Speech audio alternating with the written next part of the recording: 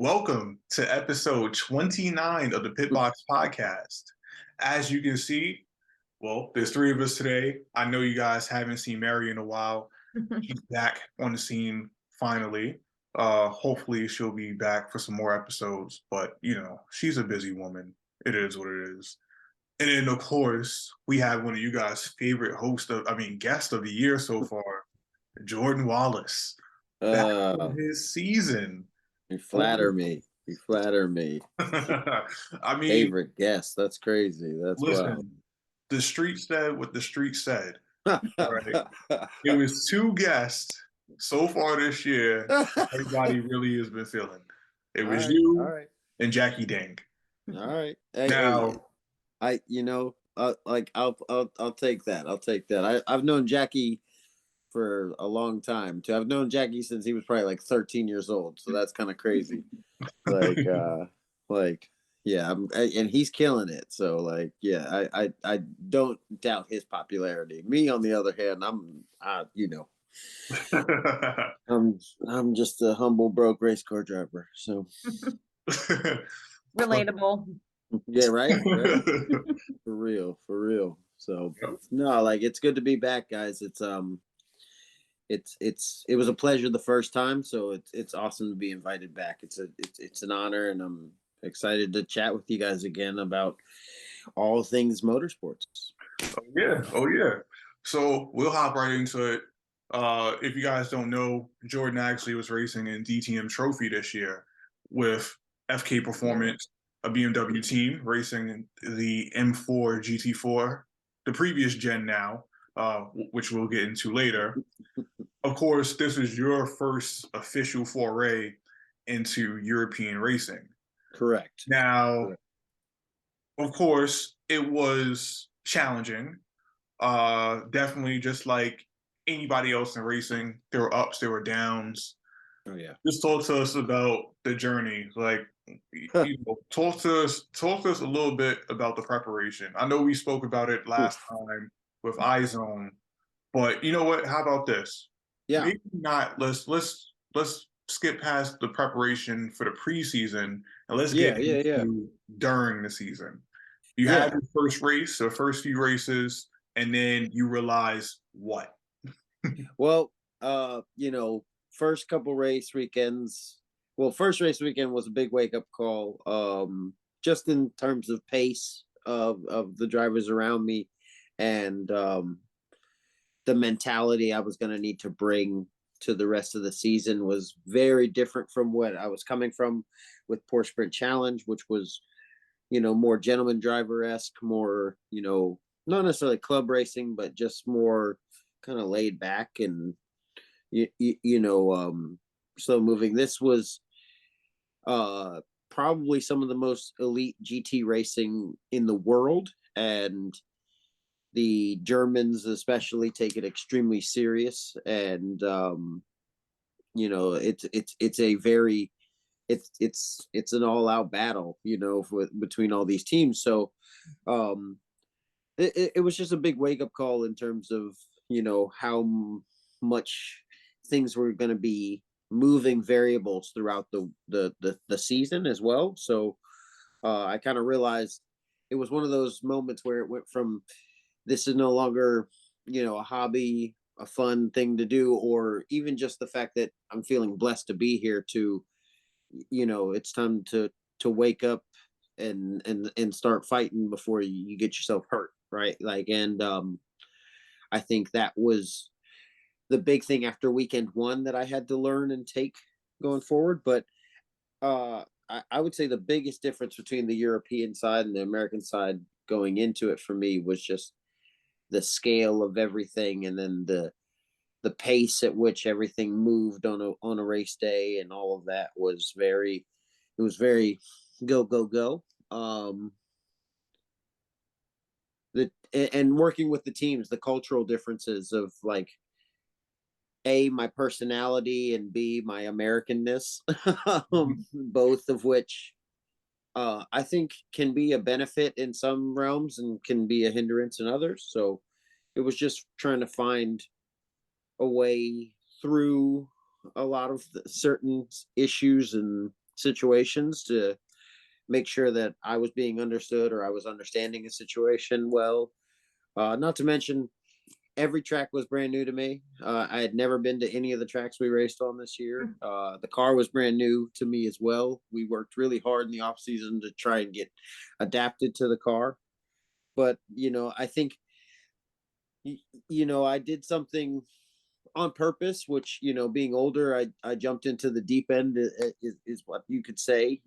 This is the only single driver GT4 sprint series on the planet that had this level of drivers in it, and I kind of threw myself right into the deep end of it, wanting to get better, and I think we took our lumps. and I learned a lot. I think the progression throughout the season was amazing, but obviously, looking back on it now, for me, the results aren't quite what I would have wanted, but the things I got out of the season were incredible for sure. So, of course, you spoke about you had to make adjustments once you actually got there and Yeah. realized what the situation was. So, what changes did you make that led to the results getting better as we saw throughout the season? I think it's a lot of it actually is mental approach. Um, like I said, I think coming from the American side of the racing, especially at sprint challenge level, things like that, it's more gentleman driver. Like I said, very laid back. You know, there's not a very strict schedule to the day, like per se. I mean, there is, but there isn't. Like it's slow moving. Um, this was a lot different in that respect. Between the practices, qualifying, and races, and then the data sessions, yeah, team meetings, everything in between, autograph sessions, all of it was made it so it was a bit more of a just frenetic weekend normally. Not to mention the level that you had to bring every time you got in the car was extremely high. Um, a lot of times on the American side of things, at least before you get to IMSA or a place like that, um, you have time throughout the practice sessions and qualifying things like times like that where you can keep building. Let's say, I would say in this you need to be done building by the time you get in the seat. And so I would argue that the biggest difference for the American layman or a young motorsports enthusiast from America is European racing is very similar, like at least at the high level is very similar to the NFL or the NBA or any sport like that, where at practice, in games, everywhere, you have to be on, and you have to be bringing it 110% every time, or somebody's going to clean your clock. And you're going to look real dumb real quick. There's no room for half stepping. In the series that I was in, there was no room for gentleman drivers. There's no room for any of that sort of business. So it the mentality had to change, like from the jump, from the moment you got in for the first practice session, you were trying to be as just outright deadly fast, and to the point where you may wreck the car. And that was something that I had to develop into, along with having to manage that with the expectations of the team and the sponsors, and the fact that I'm learning these tracks for the first time. So I just think I had to change my mental state from one where it was I'm learning and building throughout the weekend to I need to be on it and bring my like killer instinct from the word go. So Okay. All right. I know, of course, uh, you stayed in Europe most of the season, yeah. and we're putting in some extra work at iZone. Yeah. So you talk about some of the things you did there and some of the people who were helping you. Yeah. So I definitely so spent majority of the season based in the UK, training at a place called iZone that we've spoken on before, at based out at the Silverstone circuit, and a lot of simulator training there, and specifically working very closely with Ben Green, the last year's champion in DTM Trophy, and then also David Pittard, the Aston Martin factory driver, both of which have been very helpful in my development and learning the car for one, but also these European tracks and these European culture of racing and politics, and all of the little intricacies that go with you know such a you know professional industry and environment. You know, I I guess that you could kind of say that I'm like an American soccer player, and I've gone to play in the Premier League or someplace like that. I'm moved over to Europe, and these guys are my guides. They've kind of helped me navigate it in all realms. And I think what's been really interesting and cool was, a lot of people don't know this, but throughout pretty much the whole entire season, we all stayed together. We roomed together at every race weekend and everything like that. So I would say I got way more out of the off track time with them, and the away from the track time with them, than I did on track. I mean, obviously, those guys are a wealth of knowledge that was very helpful, but I think for real it was very helpful to be around two extremely professional young guys that were younger than me, but were deep into their careers, and were definitely helped guide me through an entire different culture and landscape. So it was cool. Yeah, I feel you. Now, I know one thing that obviously we have in common is that we're both minorities, like real minorities in this game. I'm a little pale right now, like it's wintertime, so I like know. I I get mean, paler in the winter, but this I is, think I think I win this one. oh yeah, yeah, you definitely but do. We gotta send you to but a beach pretty soon. um yeah, like being the only minority on the grid. I mean, I'll be honest, in that respect, I didn't really notice.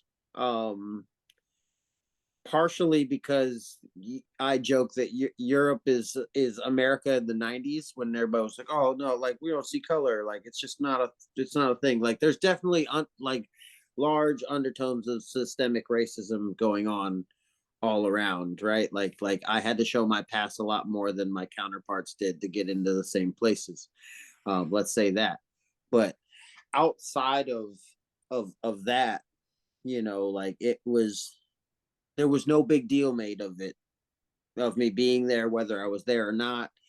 The big deal probably was more made over the fact that my hair is this color, and I like to wear nice clothes sometimes, on my way to the grid, similar to another, black racing driver that everybody likes to talk about all the time. So, We'll just refer but to them as outside black of people. that, um, I'll be really honest, like I didn't really notice, and I have a caveat for that. I have to be truly honest. There's a really awesome and amazing documentary film crew that has been following me all season long, actually since before the season started, and they're based out of Hollywood. The director and executive producer is a young African American dude, also a veteran Marine, like really awesome guy, loves motorsports, and has worked with the likes of Race Service and several other big media outlets a lot. He also directs feature films that you know have won all types of awards at film festivals and things like that. So he's brought his film crew with him, And so for the majority of the season, about 5 out of the 7 race weekends, I had a film crew of like 4 to 6 black, Hispanic, and Asian dudes there filming me, like, which Mhm.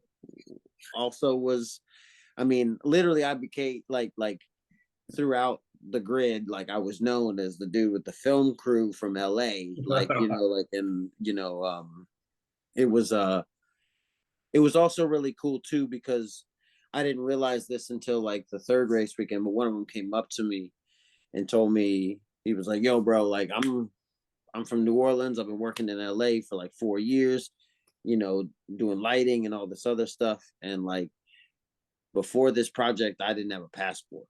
Like like I had 0 prospects of ever leaving the country. And like he was like, bro, you're just like you're expanding horizons. Like, and I was like, I'm trying to focus on racing. But it was really cool, like to be able to share that with other young minorities who, like this is a new world for us. And to see all of us working and thriving and doing well, that was really inspiring, um for my future endeavors going forward in all of this. So it wasn't as different as I thought it would be. I mean, in certain respects, obviously, like I said, there's some systemic stuff, and they're way more like, I'm not going to acknowledge it, like, but it was also way more like friendly and being treated just as a human, just as a driver, things like that, which was not, I mean, it was no, my race was never brought up. Like, I don't think anybody still knows that there was an African American in DTM Trophy or any place like that. Like, what was brought up was my pace, and whether or not I was doing things right, so that was different as an African American man in a sport that, like, on the American side has always felt like I'm allowed to be here, but the moment I start doing well, somebody's gonna find a way to try and, say I'm breaking the rules or something, you know. So, um, yeah, this the Europe is different in that respect. So, Well, let me ask you this. Did you feel like, independent of everybody else, did yeah, you feel that you had to put on for the culture? And you know the culture I'm talking about. um, that's a good question. I don't think so. Uh, I will say this: it did, it does feel like the culture of motorsports and the culture of like sports in general and the way we view it is changing and progressing and evolving. But as a driver, it still feels like it's very dangerous to step outside of what's expected of you, and being a black driver, I find that it's not necessarily that more is expected of you, but I would argue that, like, let's say 30 to 40% of what is expected of you is stuff that you've never had or seen in your life. Like, so you're trying to learn and understand these things that are going on, or these ways that people, like that. I would say that's the only rub I've even had with like my coaches and the people helping me in that respect, is the fact that, as much as they want to help me, the one thing they can't help is the fact that they don't have a strong understanding of the, let's say, systemic issues that can get in the way, the especially from a mentality standpoint. Racing is a very entitled and egotistical sport, right? We have to believe that we're the best when we get on the grid, and that we're, gonna wheel this, multiple $100,000 machine around like it's a toy, and we're the best at it. And, oh, that trophy that you got over there just so happens to be mine as well. Thank you. I'll take that. Right. Like that's the mentality you have to have. And when you start getting to a level where cars cost as much as a house in my world, right? Like the level of entitlement I believe you have to have in your mentality, along with bravery, skill, and other things like that, is where I I find it sometimes hard to, let's say, communicate or navigate.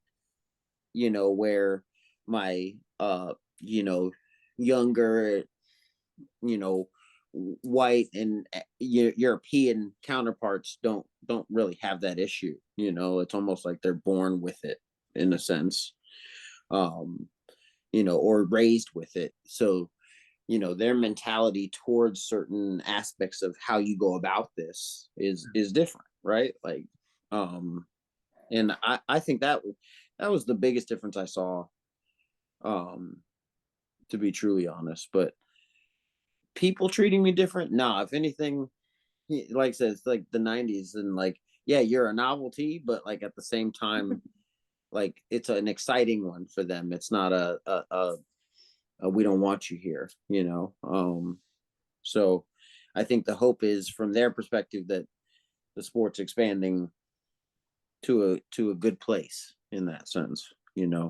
But I think part of that requires, you know, the old guard, which is 95% of racing, to understand that, you know, minorities, women, anybody coming into the sport that doesn't have those distinct advantages that allowed them to get there a lot of times with, a fair amount of ease, you know, until we can get, a little more, let's say, understanding, especially from sponsors and series and things like that for, supporting, you know, leveling the playing field, let's say. Like, I think it's going to be tough no matter whether you're in Europe or America or wherever, right? Yeah, no, definitely. It is what it is, right? It's It is what it is, man. Like, originated sport. If you're not bringing the bag, unfortunately, you will be on the couch. mm-hmm, mm-hmm, mm-hmm, But exactly. to lighten up the conversation a little bit, Yeah. of course, you had the chance to drive at a multitude of different tracks this year in Europe. Some Yes, tracks I did. were pretty famous, such Oof. as Imola, Hockenheim, Spa. Yep. You had the chance to go all these places, as well as a few other tracks as well. Mm-hmm. How were you? Well, obviously, we talked about the process of getting to learn the tracks and it being Right. your first time, but which three were your favorite from the year? Oof. Okay. So started the year at Lausitz's Ring. Then we went to Imola, Norris Ring. Then we came back. We did Nürburgring GP, Spa, Red Bull Ring, and then Hockenheim to wrap it up. Right. What an amazing list that is, just in general. I mean, part of the reason I picked the series that I wanted to be in was the fact that all of these legendary, epic, and almost more than 50% of them are F1 tracks. So it was, that alone was just incredible. Top three. All right, let's go. Let's go. Number three. Number three is going to be Red Bull Ring. Um, it looks simple on paper. It is not simple in real life. And the track races really, really well, actually. And I loved Austria. Austria is a really cool place. Um, I also that race weekend was very interesting. All of, I mean, you guys will enjoy this, and also, Mary, you may find this more interesting than Stephen will. But at one point, I was having lunch on Saturday in the DTM hospitality area at Red Bull Ring, Mhm. and I'm sitting there having lunch with David Pittard because he's coaching me that weekend, and he kind of leans into me and he points like to like two tables over from us, and he's he goes, "There's Helmut Marko," and I'm like, what? And like I turned around and he's like, yeah, red hoodie. And like sure enough, Tom Marco like got a hoodie on and he's like trying to eat and like play it real cool, but he's got like a Red Bull hoodie on. Like it's like Pretty obvious. yeah, pretty obvious. Like right. And then he just like he's like and then and then like we're sitting there eating and we finish eating, we're sitting there talking, and then the moment Helmut Marko gets up, David's like, all right, we're taking our stuff out, we're gonna go out with Helmut Marko. Right, like so we like walk right next to him. And no, it was just like there's like just really cool stuff like that. So Red Bull Ring was awesome. It's the I'll say this too, it's the 5-star hotel of tracks. Like in terms of like like open to the public and things like that. Like you get there, you walk in and it's gorgeous. It's like marble floors and like there's a museum and like it's just like there's the tunnels, the bathrooms are fucking immaculate. Like it's just it's top-notch facility. You know what's funny? So, obviously, having been there in person, I Yeah, actually really like the track. yeah, I understand like it's relatively simple, yeah. but like I The really do like the elevation track. change and the technicality of it are really fun. And like I said, it races a lot better than you would think too, in terms of the action between cars and everything is really good. Interesting. So I really enjoyed Red Bull Ring. Yeah. So that's number 3. Yep. And I'm all right, and I obviously understand why you said she'd probably appreciate the helmet Marco thing which is true You because have to admit it's cool. it's cool. I'm still a hater though.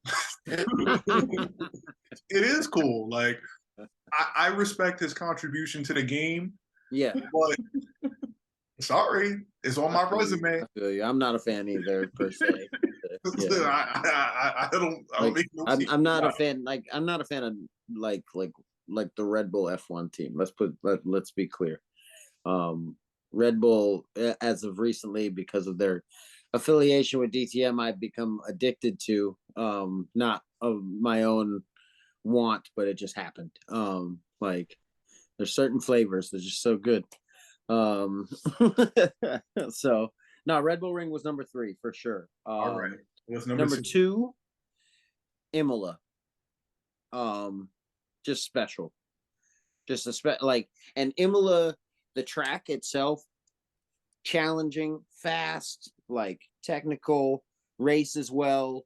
Um, and you could feel an essence of there, like like you could. It's almost like in a weird way, you could feel Senna there in a sense, right? Like like it was. And it's like it's a track in a park, and it's like in the city. Like the city's like this dope little town. It's not very big. It's kind of chill. Um, the place I stayed was an Airbnb, which I walked to the track every day. I did not have a rental or anything like that. Like I would literally, or sometimes I grab one of them little scooters or whatever. But like, yeah, like 7 a.m. like walking through a little Italian village, like to Imola, like that was incredible. Plus the food, all of that.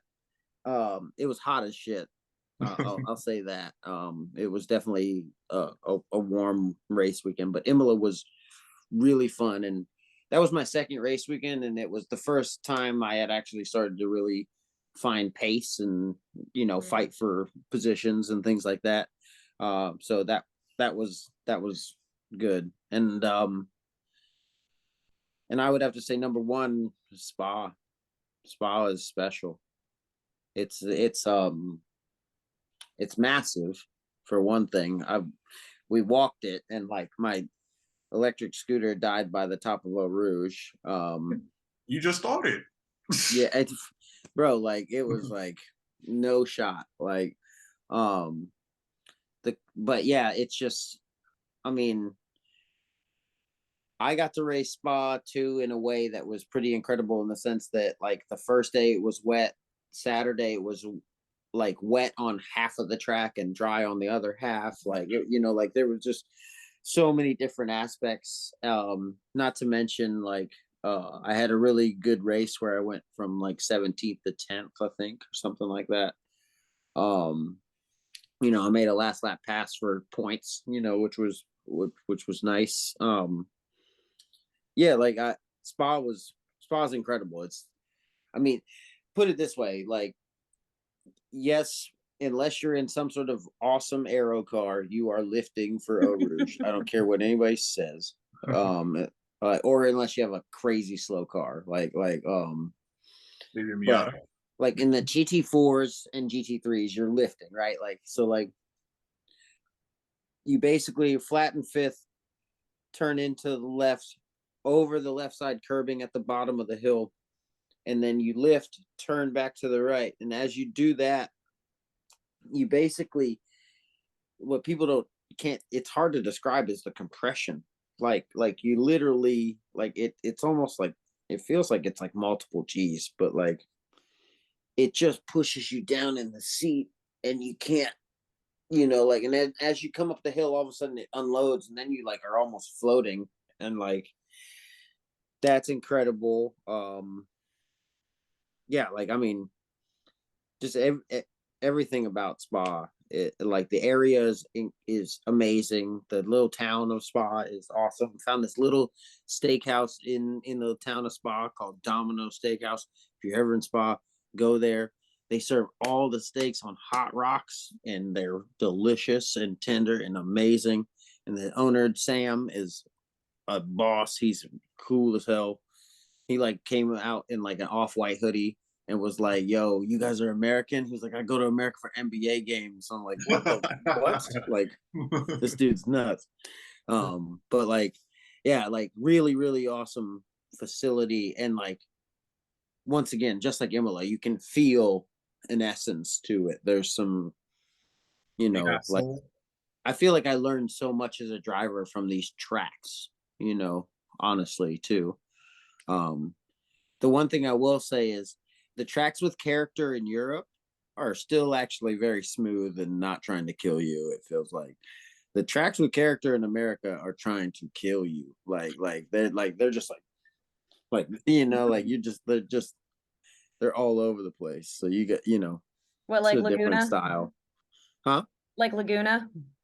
Oh, Laguna's actually pretty good. I was like VIR is awful. Okay. Like Okay. Road America's scary. That makes sense. You've done Watkins Glen, right? Watkins just got repaved and it's awesome right now. Is it? Oh, Nice. I've driven it in the wet. You can run the dry line in the wet, like full. Oh my god, it's terrifying, but like it's so good. Oh, I'm so down for that next year. I'm so excited. Oh yeah. Cool. Watkins is probably my top 2 or 3 in America for sure. Yeah, it's my favorite. It's so fast. Like, and what's crazy about Watkins is like, you don't, like, when you're in it in racing, it just flows. So you're just going. You get out like at the end and you're like, holy crap, that was fast. Like that could have been bad so many times. Like, that's kind of how Spa felt. Spa felt like a big Watkins, like a twice the size of Watkins Glen. You know what I mean? Like, oh man, don't tell me that. Now I need to go over there. Yeah, it's epic. It's really, really, really, really awesome. And like, I mean, my first race at Spa was full wet. So going up Eau Rouge, I started 15th or 16th. Great for me, wonderful. But like, it was literally like, I wish I had the in-car footage. It's just a wall of water. Like, you don't see anything. The spray coming off of 15 other cars going up Eau Rouge, you just don't see anything. So you're just kind of guessing where the corner is, at 100 miles an hour. Like, which it was just trial by fire. And I just feel like I learned so much from these incredible tracks, and having to, like, pace up to these guys so quickly was definitely a great skill builder. So yeah. Well, it sounds like you don't even think about how crazy it was until you get out of the car, and then you're like, that was wild. If I ever did, I think that would mess me up. I think that's what kind of messed me up the first race weekend. Was I was in my head about how crazy this is and all this other stuff, and I even had a wreck in the second race on the first weekend. So I just didn't. I wasn't in the right mental space. I think going forward, I found that, and at Spa, when I went from 17th to 10th in that race, before the race, man, I had gotten to a point where I was like frothing at the mouth. Like I was ready to fight someone. Like I was so amped up and focused and things like that. And I think, that's kind of the reality is like, I think, a 10 years younger me would be ripe for battling for every championship in Europe in the sense of that mentality. I think 35-year-old me right now is more I'm just in a different place mentally, and I think going forward we'll have to see what that means, but I think it was a really good experience all the way around, and the tracks were just the icing on the cake for that. Yeah, for sure. So I was actually going to ask you something along those lines of how did you handle all the pressure mentally of the media attention with having the film crew with you and just the different scenery in Europe and all the intensity of the race weekends? How did that translate to your driving, and how did you handle that to kind of get out of that state? I'll say this. So the film crew stuff was actually like, I didn't really notice them at all. That's how I've been my whole life. I don't know how I'm able to be like that, because I'm definitely not like a attention person, or and I definitely have stage fright. But when it comes to those guys, for some reason, like they were that part not so hard. Some of the other media attention was a little tougher. Just pressure from, being an American new. I think people, I think in Europe they look at anyone who comes in with any level of self-assuredness or confidence or anything like that as someone who needs to back that up with, exponential amounts of success right away. And I think that made it a little tough for me interacting sometimes even with my team or anything like that. So that part was tough.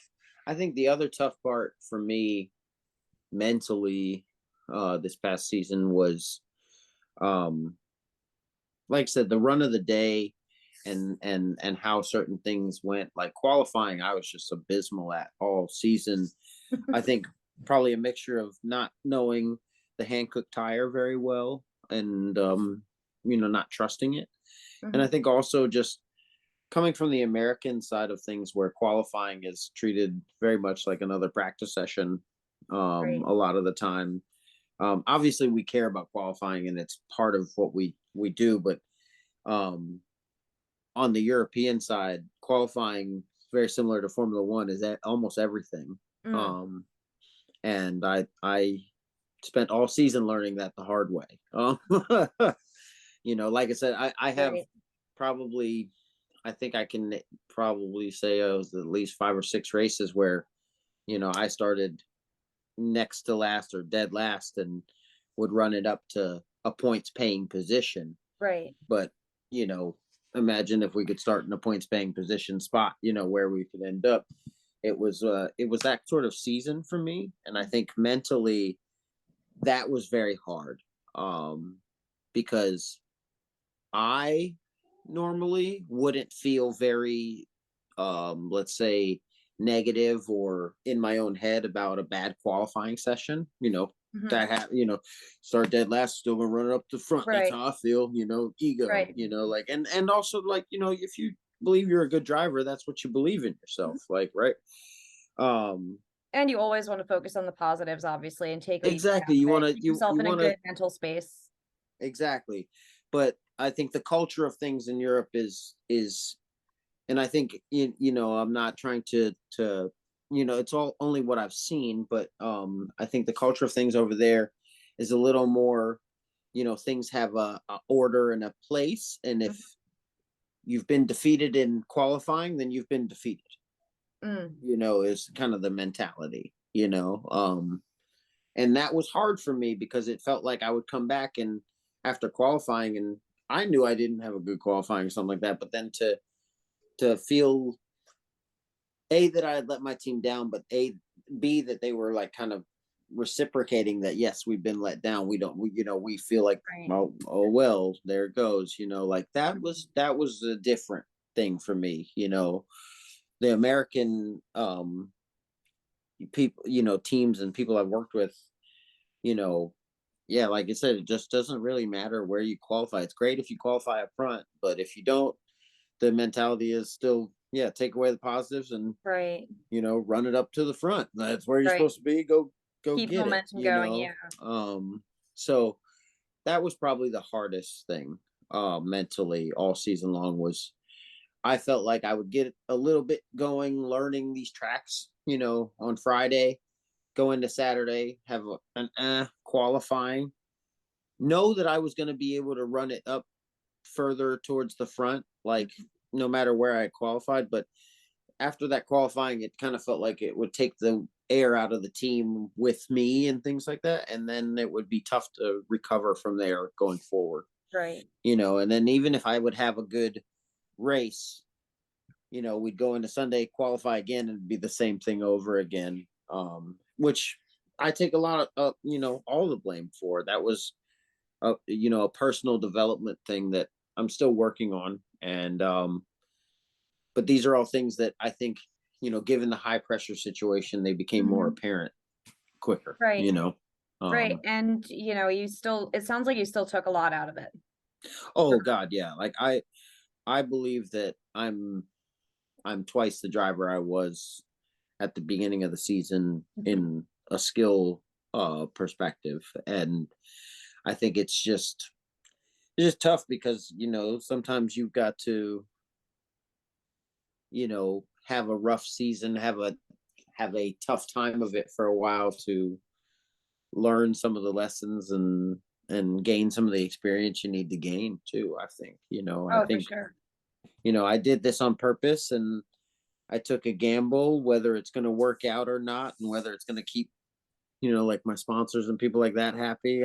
We'll see. Cause I know it's been, that's the other tough part mentally for me this year, is that because of the not so good results, it's been hard on me. It's been hard on my wife. It's been hard on my coaches and iZone because of their expectations and the work that we're all putting in. It's been hard on my sponsors, who, are supporting me in a way that, is just unheard of. And, for them, they don't like seeing me get beat up and, things like that. So it's been mentally, that's been the grind of the season. I think, it, I think in certain senses, I think it would have been nice for it to have been the grind to have been being focused on trying to win races or like get the next nth out of this or that. But this year was about, the fact that my life changed from being, what I would call normal Jordan, who worked an hourly job and did, everything he could to try and pursue a dream, to the Jordan who is fulfilling the dream and the goals and is in that life and is trying to learn how to be a whole different animal. And like I said, I'm a little jealous of, these younger European and white kids who, seem to have been born into this a little bit. So their comfortability with having to jump up to certain things or take shots on themselves in something that's, like a car that's not theirs or something like that, and take someone else's money and just basically light it on fire, and do it with a confidence of, yeah, I was right, you weren't, like is something that I didn't realize was going to be such a learning curve or developmental stage for me, and it has been. It's very hard to get out of that phase of driving with your wallet and driving in your head and thinking about all of these things instead of just focusing on the driving. Yeah, exactly. And then not to mention, every once in a while it creeps into my head that apparently I'm making history at times with being the first African American to do this or that or whatever. Like, right. And that's a lot of pressure too, right there. I don't even try to, put that in my head too often. So but it has been interesting. So, but like, I think mentally the toughest part has been the fact that I think culturally Americans, like you said, are focused on, the positive, even in a negative space, Right. a lot of the time, especially sports and things like competition and stuff. Our whole mindset is like, it's not about, how you win. It's about how you get back up after you've been knocked down. Like that's our mentality. I think the European mentality is much more based on like, their systems of like rule, which is, like you keep trying to class up, and when you do, then you'll have the pedigree to be Right. successful. Then you'll You have have to this, have the results. until then you don't deserve that, you can't get that, and that's not who you get to be, and you definitely, if someone who has been doing this for even a year longer than you is just showing that they're a little better than you right now, then you have no chance of being better than them. Right. That's the mentality that I took from it, at least, like a lot of the time. It sounds like you have to constantly be asserting yourself and showing that Yeah, you're better I than the think next guy. asserting yourself is one thing. I think, also, um, maneuvering in a way that allows you to, um, not be, let's say, undermined or sabotaged too. Like, I It sounds think, very political in that yeah, manner. there's a lot of politics in it. A lot, And you're just a obviously, guy always a showing lot up of and you're ego saying and to money yourself, thrown around. I just want to drive a race car. Yeah, exactly. And then dealing with all this. Yeah. So I think there's some of those things that, I wasn't ready for or Mhm. to adapt to, and I didn't adapt very quickly to them. So I think, I'm learning, and it's getting a lot better, and yeah, no, it's just different. It's not any worse or better per se. I just say it's different. So, Right. For sure. all right. What other I did questions have you guys I got did for have me? one last question for you. Yeah. How does the G82 GT4 compare? So I did just get to try the G82 GT4. I believe I'm one of the first customer racers to get to try the car. Uh, this was just like a week ago in Barcelona. Very Also an exciting. amazing track. Didn't get to race that track this year, but got to test there just recently, and amazing track, incredible city. Mm. Highly recommend. The car is a immense leap forward from the F82. Oh my goodness. I mean, the F82 is a great GT4 car, one of the best GT4 cars that they've ever made, right? Like, most successful Mhm. ever. But it was a very basic GT4 car in the sense that it was one of the early ones. It was one of the ones where they took a cage, put it in there, rudimentary TC system, ABS system, things like that, and just to make it into a race car, right? Like, whereas from there, a lot of the other manufacturers started going the route of stealing a lot of the GT3 parts from their GT3 car and putting them on a more production car and calling that their GT4. Mhm. And I think that's what this new BMW G82 is. The traction is on another level. The old car, that was the biggest weakness the car had. It was fast in a straight line, rotates well, is very positive feeling for a driver, but lacked, traction on exit of the corner. I mean, it just had so much power that most second gear corners for the BMW were third gear corner, and Mm. you were still spinning the tires on the way out. Like, it had so much torque for an inline six that it never wanted to put the power down. And especially in the wet, it struggled big time against a lot of the GT4s with more advanced TC and Mhm. which is traction control and ABS and those sort of things, right? The new G82, I got the luxury of, it rained in the morning in Barcelona, so I got the luxury of driving it in the wet and in the dry. In the wet, it's light years ahead. I mean, Mm. just the traction. Now, the one thing I will say is it's very similar to the old BM, the F82, in the sense that the new car has an 8-speed gearbox. It's the one out of the street car. It's the 8-speed automatic gearbox. Very smooth shifting gearbox, but still short gear ratio. So you're in a much higher gear than you think for certain corners Hmm.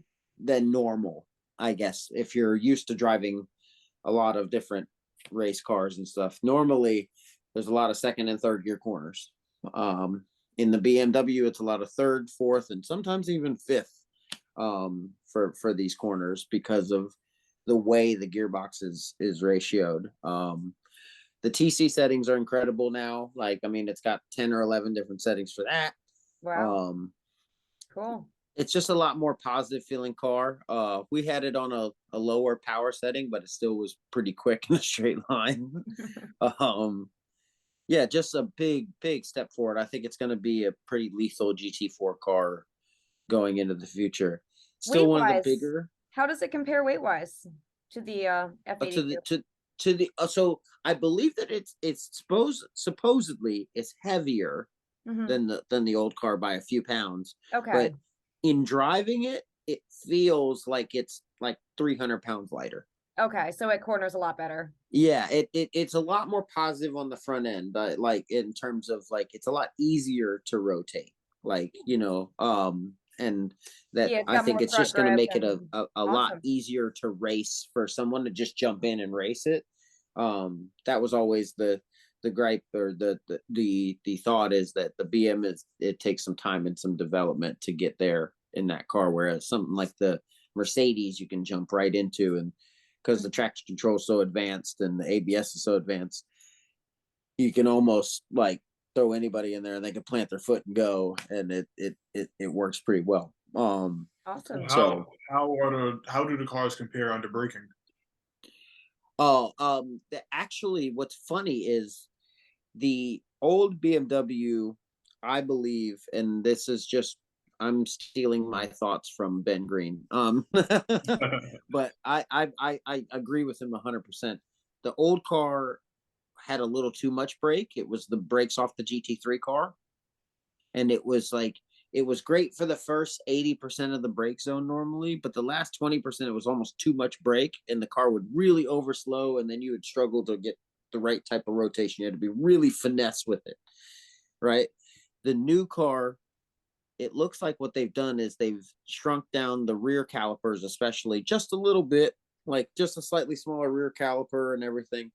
It just has a little less brake, and that actually balances the car out. So I think it's going to be a weapon on the GT4, side. I think it's definitely going to give the Mercedes, and Porsche a run for their money. I think it's going to be a solid evolution, especially for the BMW drivers who are all very used to a car that is a lot simpler in its methodology, having all of these extra traction control and ABS settings and things like that can give you more grip and more confidence going into the corner. I think it's just going to make a lot of these BMW drivers a lot better too.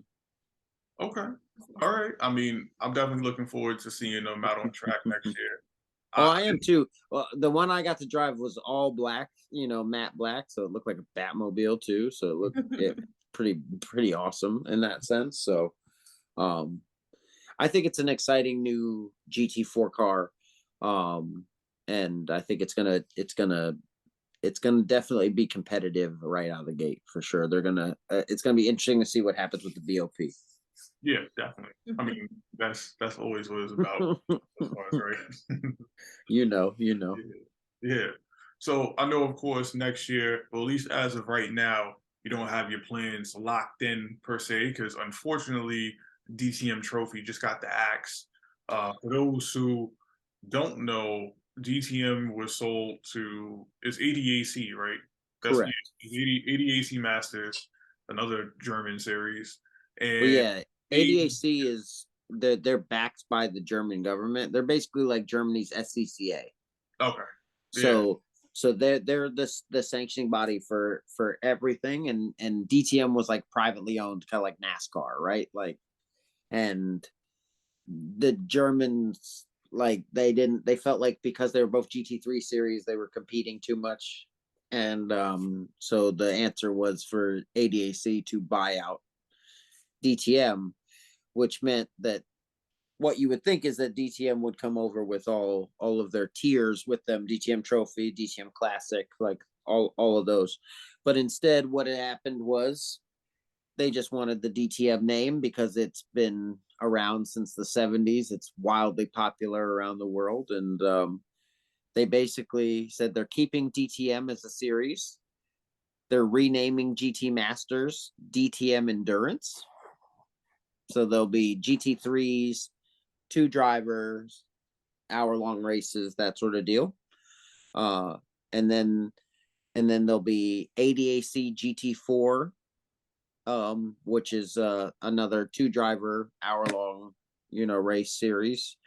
And then you'll have M2 Cup and Carrera Cup, and that's what will be the race weekends now. So sadly, DTM Trophy, which was, as far as I could tell, the most elite and one of the only single driver GT4 sprint series on the planet, no longer exists. And it's sad because I think, it was a hotbed for some of the most talented young, GT drivers on the planet. Like I think what's lacking in the GT community is single driver sprint racing. Like, I don't understand why we have all these cars and we're not sprint racing them. They're only good for endurance. Like I understand that, like, a lot of the endurance stuff comes to trying to split costs and things like that and help, on that front. But I genuinely believe that it's really sad to see that go. And I'm glad that DTM is still keeping their format of single driver and everything. But there's a void in all of motorsports throughout Europe and North America and Asia, for that matter, too. Where's the GT Sprint Series that we all deserve? Where's the 30 to 45 minute, no holds barred, best drivers on the planet throwing down GT series? So no, that's it sucks, but I know, of course, you're cooking up a few things. We'll leave that for another time. So yeah. You come back for 3. I'm sure I'll go on a rant someday about that on one of these podcasts. So. Yeah. But the future for me, I'm gonna say this. Like I said, this year was rough on me, my family, my sponsors, everyone. And I think there were a lot of discussions at the end of the season that made me feel like maybe there wasn't going to be a year 3, and then with Trophy going away, it really, but at the same time, I didn't embark on this path blindly. And part of what I've done in what I've chosen to do in the series I've chosen to be in and everything was trying to place myself in the right spaces, the right times, in the right, mindset. And I think that has offered me some testing opportunities and a new path and a new vision and everything for my career. Being 35 and not the young sprightly man I used to be, all that kind of stuff is neither here nor there now. And we're international race car driving, so it's happening. And so basically for me, the future is bright. And I believe that, looking at it right now, most likely it'll be in a GT4 car this next year in 2023. I'm not exactly sure, but I have had some offers and opportunities from teams in different series, whether Europe or North America. So we'll see. I'm excited about that. But I wanted to announce to the world through you guys, I guess, and through this awesome podcast, that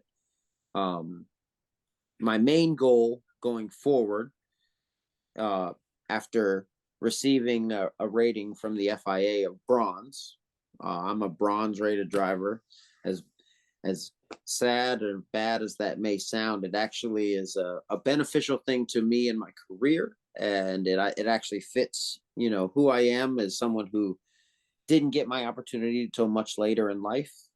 And as a bronze driver, I've become, I with my pace and with my experience, I've become a somewhat of a commodity on the endurance racing market for the pro-am teams, because I'm a strong bronze who is bringing some experience and knowledge to the game. So I'm shifting my focus to endurance racing, and mainly becoming the first African American to win the Daytona 24 hours, the first African American to win the Sebring 12 hours, and the first African American to win 24 hours Le Mans. Oh yeah. Awesome. Oh yeah. Yeah. Very exciting. And I think we're on the right path. It's within touching distance, and I think the next step is really reaching out not only to the Black community, my community, but also reaching out to my community, which is the car community, the enthusiast community, all the grassroots people who have come from nothing to do what they want with this sport in their life. I'm making a call out to all of you guys to get behind me and what we're gonna do to change the sport in general. Like you were saying, Stephen, I've got some ideas for how things can be different throughout all of motorsports and how it can serve a lot more people. And I think me achieving some of these goals and getting on those stages is the key to that. And I'm working every day on my pace and on what I need to do on track to make it a reality.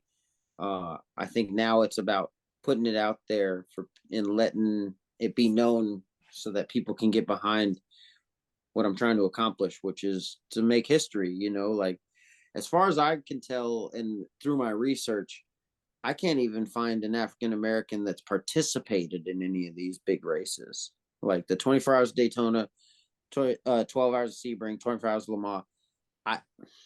Willie T. Ribbs, Bill Lester, like I can't find any of them. Like, and so that being said, I'm trying to break down some doors, man. I'm trying to open this up wide open, and so that people can see that we're here, we love this stuff, we want to be a part of it, and it's not because you haven't not seen Black people because they don't like it, right? Like, we like fast cars.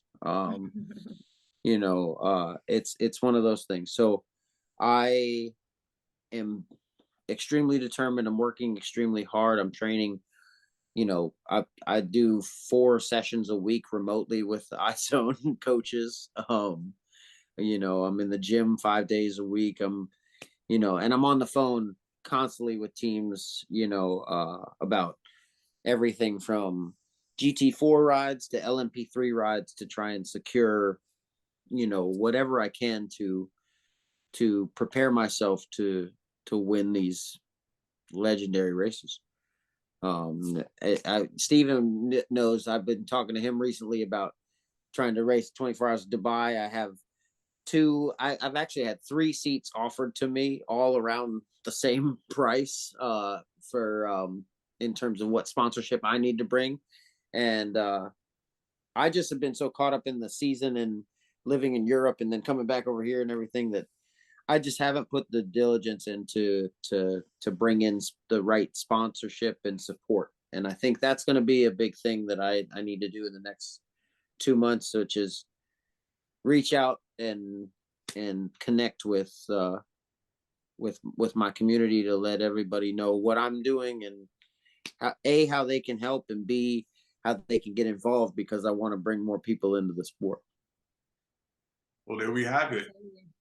For the world to hear on the main stage, we're gonna get it done. Hopefully, I'm on the podium with you at Le Mans. Oh yeah. Oh yeah. We make that happen. And yeah, like as usual, as you guys know, Everybody's social media will be in the comments below. Make sure to follow, stay tuned, because moves are being made. We're all trying to elevate and take it to the next level. Thanks for listening, and we'll catch you guys in the next one. I appreciate you guys, man. Pitbox Podcast, you guys near and dear to my heart. One of the first podcasts I've ever done. I really appreciate you, Steve and Mary. Thank you guys so much. Like, this has been a pleasure as usual. Pleasure as always. Thanks for telling us all your stories. It's awesome to hear. Thank you. It was a. I can't wait for you guys to see it all on film. The documentary's not even close to being done. I believe we've got another year or two in the making, so this should be interesting. And you guys will actually be part of it. So I hope you like being famous. And I really appreciate all the support. And to anyone out there watching, keep pushing, keep dreaming, and keep working at it. One of the biggest keys I'll tell anybody in this sport is be damn good at your job. So whatever it is you want to do, work at it all the time. You're never done getting better. And keep pushing, because the dreams will become goals and goals become reality. Boom. There we go. And we'll catch you guys in the next one.